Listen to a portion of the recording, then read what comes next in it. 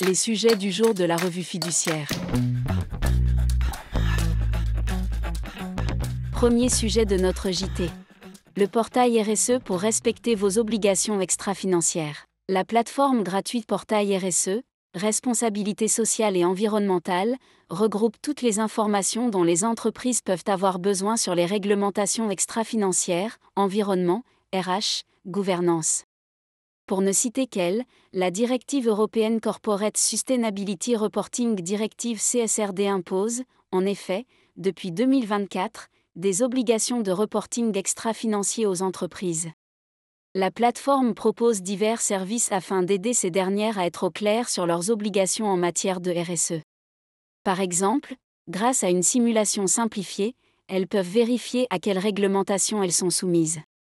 À cet effet, il leur suffit d'entrer leur numéro sirène, leur tranche d'effectifs, leur chiffre d'affaires et leur bilan.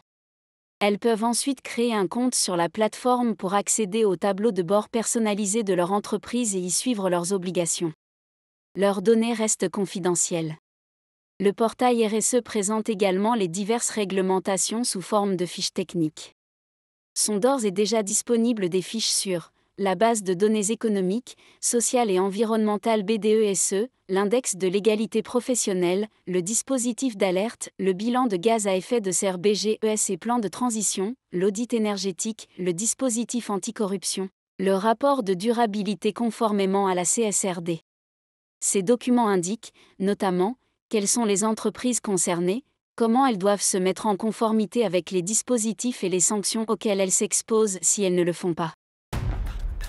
Deuxième sujet de notre JT. Télécorrection de la déclaration de revenus.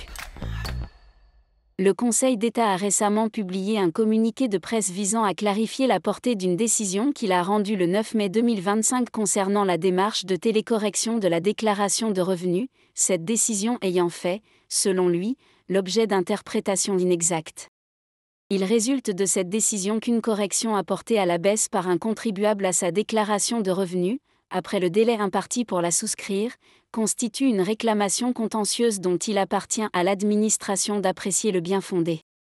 Celle-ci peut, ainsi, refuser de réduire le montant de l'imposition résultant de la déclaration initiale sans avoir à mettre en œuvre une procédure de rectification contradictoire. Le Conseil d'État indique, par ailleurs, que cela ne remet pas en cause le principe du « droit à l'erreur », qui permet à un contribuable de bonne foi de rattraper une omission de déclaration sans subir de pénalité et en bénéficiant d'une atténuation des intérêts de retard. Troisième sujet de notre JT. Proposition de loi permettant plusieurs acomptes sur salaire. Tout salarié mensualisé peut obtenir de l'employeur un acompte sur salaire correspondant à la moitié de sa rémunération mensuelle.